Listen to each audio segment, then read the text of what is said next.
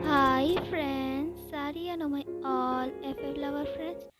तो how to achieve my love का हम सेकंड पार्ट शुरू करने से पहले मैं आपसे कुछ बात करना चाहती हूँ।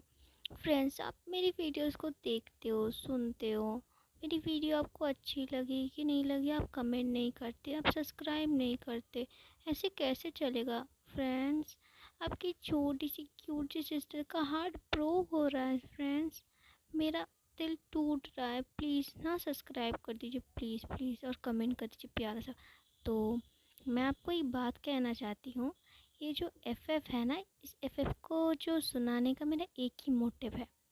यहाँ का जो मेन जो कैरेक्टर है ना, वो ईवो है। ईवो असल में अपने आसपास जो होता है, अपनी प्रियजन जो होते हैं, उसके मॉम डैड होते हैं, अंकल चैन जो उसको बहुत ज़्यादा प्यार करते हैं, मतलब जो अंकल जियान चैन होते हैं, चंचा होते हैं, उनको बहुत ज़्यादा प्यार करते हैं। उन सारे लोगों को खुशियों को लौटाने के लिए वो ऐसा करता है। उसे पता होता है अगर वो यहाँ पे टाइम में फंस गया तो कभी जा नहीं पाएगा अपने टाइम में। अपने प्यार जो होता है शाहजान से कभी मिल नहीं पाएगा। उसे सब कुछ पता होता है, बट वो सब कुछ दाँव में लगा के वो यहाँ पे आता है उन सब चीज़ों को ठीक करने जो पास्ट में एकदम गड़बड़ हो गया था। असल में पास्ट में क्या होता है ना, पास्ट में हम जब उम्र कम होती है तो हम जो बड़े जो बोलते हैं ना उस चीज़ों पे विश्वास कर लेते हैं कि हाँ बड़े जो बोले वो ठीक कह रहे हैं।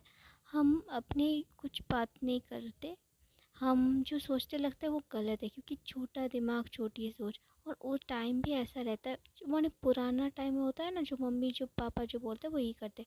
आजकल के समय में हाँ थोड़ी अपनी जो ये रखते हैं, पर पहले के समय में जो मम्मी पापा बोलते पत्थर की लकीर है, उसे करना ही होगा कुछ भी हो जाए। तो ऐसे यहाँ पे स्टोरी में थोड़ा डोमेस्टिक वायलेंस आने वाला है फ्रेंड्स, तो अपना दिल थाम के बैठ जाइए। तो सॉरी इतने दिन पकाने के लिए, तो शुरू करते हैं। तो हमारा ईवो सोचता है कि अंकल चैन, मुझे मुझे माफ़ कर दीजिए अंकल चैन। आपने बचपन से मेरा मेरे डैड का बहुत ख्याल रखा है, बट आपके साथ जो जो चीज़ हुई थी पहले मुझे पता नहीं था, बट आपकी जो मौत के बाद मुझे पता चला। तो जो ईवो जिस टाइम में आया था उस टाइम हमारे चंचा का जो मौत हो गया था। तो वो सोचते क्या हुआ और कैसे उसकी मौत हुई, तो हम देखते हैं। असल में जो चंचा होता है ना, वो बहुत प्यारा सा एक क्यूट सा बंदा होता है, बहुत सुंदर सा, मतलब बहुत ज़्यादा प्यारा होता है। और स्कूल टाइम से जो वन चाव होता है वो उस पर चंचा का बहुत ज़्यादा नज़र रहता है। चंचा की तरफ बहुत ही बुरी नज़र से देखता था, ये करता था। और चंचा स्कूल टाइम में वो एक लड़के को बहुत पसंद करता था। हम बाद में जानेंगे वो कौन था क्या था। तो एक टाइम ऐसा आता है, चंचा का जो 18 ईयर्स जब होता है, मतलब उसका फर्स्ट हीट आता है उसके 17 ईयर्स में। उस टाइम वो एक स्कूल में रहता है और एक लड़की के साथ उसका मतलब वो हो जाता है, सेक्स हो जाता है, उसकी वजह से वो प्रेग्नेंट हो जाता है। तो जो लड़का होता है ना वो सीनियर ब्रदर होता है। तो उसके मम्मी पापा को जब पता चलता है ना कि वो प्रेग्नेंट हो गया, असल में चंचा भी उनको पसंद करता है, वो भी चंचा को पसंद करते हैं। बट उसके मम्मी पापा को जब पता चलता है, बट उसके मम्मी पापा ने तो पहले उसकी शादी वेन चाव से ठीक करके रखा। तो उसकी मम्मी ने कहा कि हम ऐसा नहीं कहेंगे, हम नहीं कहेंगे कि तुम चुपचाप शादी कर लो, तुम्हें किसी को कुछ कहने की ज़रूरत नहीं कि तुम प्रेग्नेंट हो, ऐसा ऐसा। तो चंचा नहीं कहता उस ब्रदर को। उस ब्रदर जो होता है ना, उन्होंने बार बार पूछा कि तुम प्रेग्नेंट वेग्नेंट तो नहीं हुए हो ना, 1-2 महीने हर वक्त उसे पूछता था। चंचा इरिटेट होकर बोलता था, इरिटेट होकर एक दिन बोल दिया कि आप प्लीज़ मेरा पीछा करना छोड़ दीजिए, हिडन ऑफ द मोमेंट हमारे साथ ऐसा हो गया, बट मैं आपको बिल्कुल ज़्यादा पसंद नहीं करता हूँ, तो आप चले जाइए, मेरी नज़रों से दूर हो जाइए, और मेरी शादी तय हो गई है, अब चलिए। तो ऊपर से चले जाते हो वो और कुछ पूछते नहीं है। तो हमारा चंचा जो होता है वो बहुत ज़्यादा रू सा हो जाता है। वो कहता है जिसको मैंने प्यार किया उसको ऐसे थुतलाते हुए मुझे अच्छा नहीं लग रहा है, पर मैं मम्मी पापा की बात को भी नहीं चुगला सकता और इस बच्चे को भी मैं नहीं खो सकता। उसके मम्मी पापा ने कहा था कि मैं हम इस बच्चे को गिरा देते हैं, तो मैं टेंशन लेने की ज़रूरत नहीं थी। पर चंचा ही था जो गिराना नहीं चाहता था। असल में वो जिससे प्यार करता था, उसका प्यार का एक आखिरी सिंबल था वो बच्चा। तो वो ऐसे नहीं करना चाहता था। तो वो वेंचाओ से शादी कर लेता है। और वेंचाओ से शादी करने उसके फर्स्ट नाइट में ही वेंचाओ ने उसके साथ जो किया, वेंचाओ को कहाँ से पता चल गया था कि जंचा जो होता है ना वो प्रेग्नेंट होता है। और उसकी मम्मी ने इसको झूठ कहा कि जंचा की असल में एक बार शादी हो गई थी।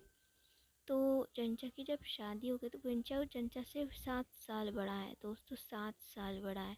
ये शादी हुई थी और उसका जो हस्बैंड था ना वो मिलिट्री में था, और वो मतलब उसके पापा के ऐसा, तो जो होता है ना मिलिट्री में मर गया तो प्रेग्नेंट है।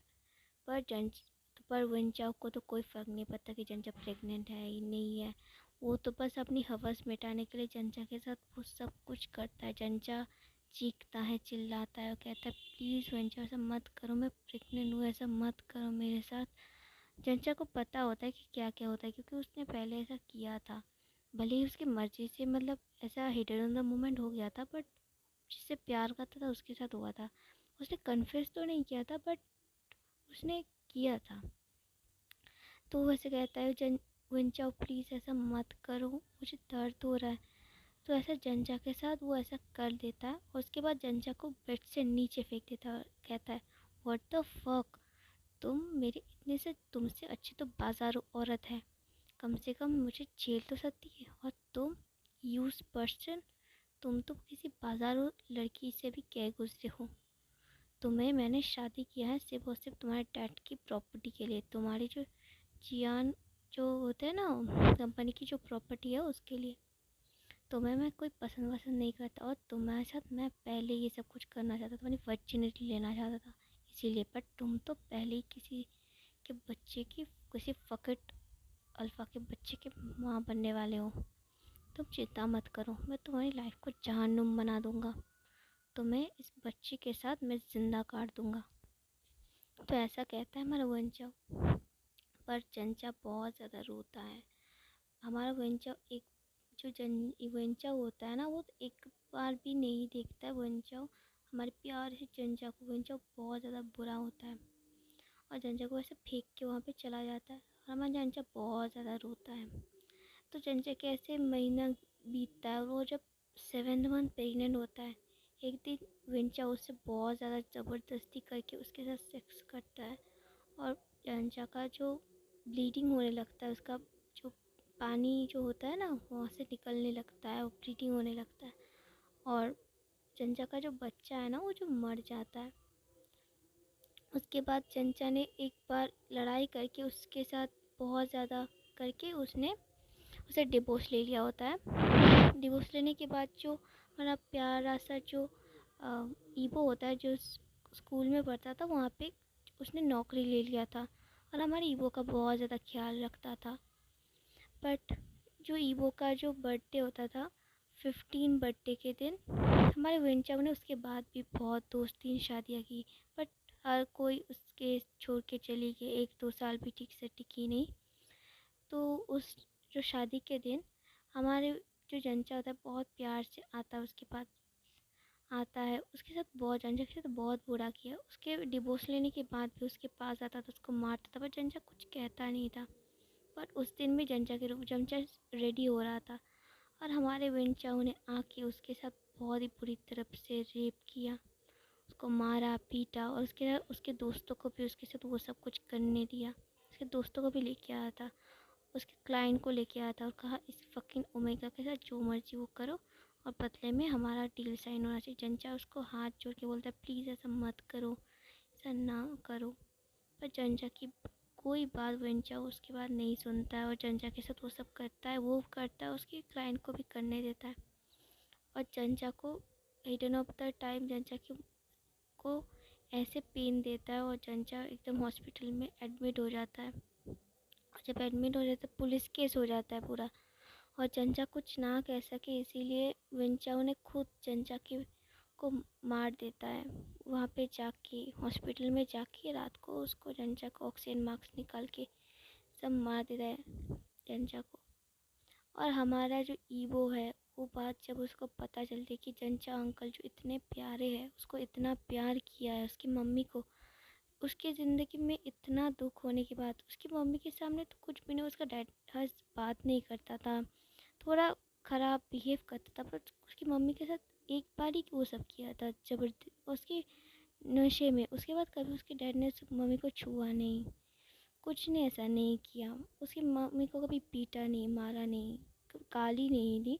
हाँ, रूड बिहेव वो करते थे, बट जंजा अंकल के साथ ये सब करने के बाद भी उसको मार दिया।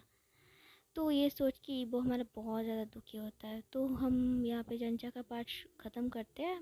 मुझे पता नहीं आप लोगों को कैसा लगा, बट ये बहुत ज़्यादा बुरी बात होती है, किसी भी के साथ ऐसा नहीं करना चाहिए।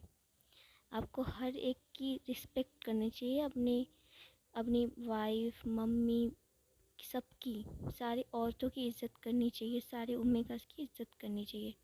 और हमारा ईबो इन सब की लाइफ को ठीक करने के लिए यहाँ पे आया। तो ईबो जो होता है ना, उनके घर में ही रुकता है रात को। वो कहता है आप दोनों तो ओमेगास हो। तो वो कहते हैं हम बहुत ज़्यादा स्ट्रॉन्ग हैं, हम ओमेगास है। तो क्या हुआ, तो हम रिसेंट टाइम में आ जाते हैं। और वैसा ईबो अपने सोच से बाहर निकलता है। तो कहता है आप दोनों तो ओमेगास हो, आप क्या ठीक ठाक रहोगे, मैं पुलिस प्रोटेक्शन बता दूँ।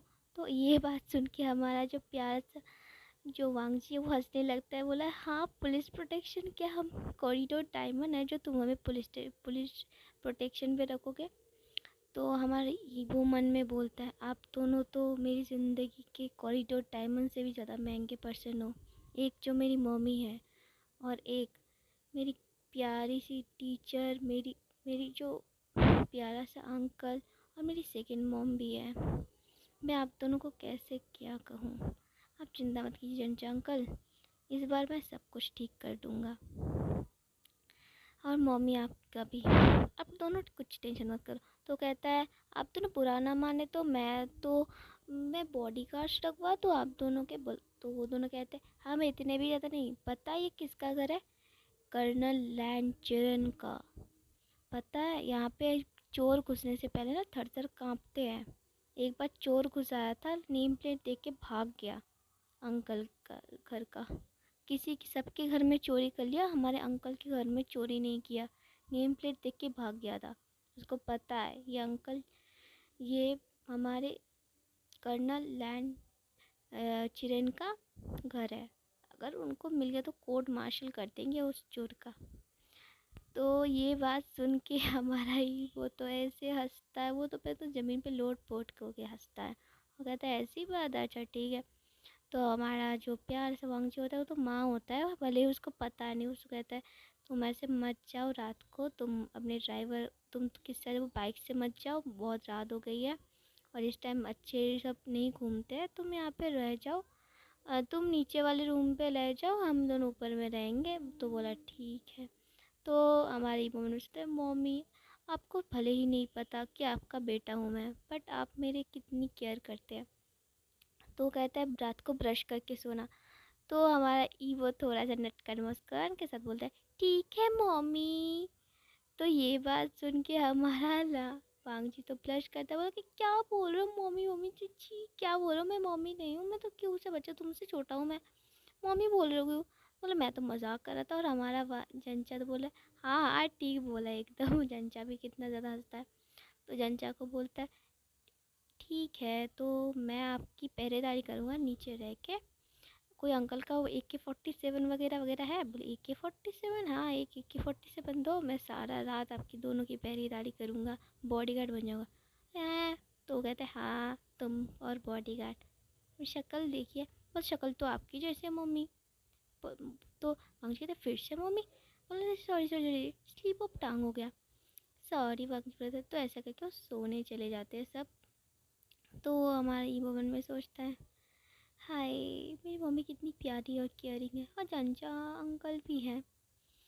हाय मैं क्या करूं, जान बेबी मुझे तुम्हारी याद आ रही है, मुझे तुम्हारा हक चाहिए।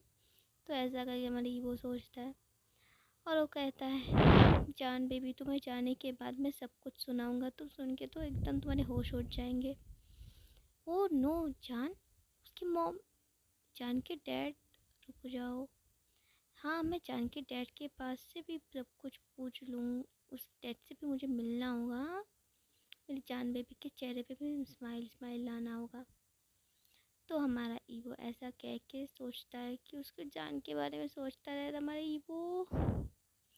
तो फ्रेंड्स, हमारा ईगो तो सो जाता है। हमारा वांगजी और जंचा की बात करते हैं कि हमने ठीक किया उसको रख के। तो ई हमारा जो चंचा वांगजी बोलता है हाँ ठीक किया, वो ऐसे भी वो बहुत ज़्यादा अच्छा है, वो तो हमारा हमारा मेरा कज़न है वो, और मेरी तरह दिखता है वो, तो मैं कैसे ना मानूँ। तो बोले एक दिन दिन में तो बहुत सारे लोग होते हैं जैसे दिखने वाले, तो ऐसे भी विश्वास कर सकता है वांगजी। तो बोलता है मुझे विश्वास हो गया, तुझे नहीं हुआ? तो जंजा बोलता है हाँ मुझे भी विश्वास है, उनका बहुत ज़्यादा अच्छा है, देख वो तो कितनी केयर करता है। वो कहता, वो पुलिस प्रोटेक्शन की बात कर रहा था, ये कर रहा था, बोलता हाँ हाँ AK-47 मांग रहा था अंकल का। बोला हाँ अच्छे से हो जाते। तो हम तो ये वहाँ पे फ्रेंड फिक्शन ख़त्म करते हैं। Like share comment and subscribe please.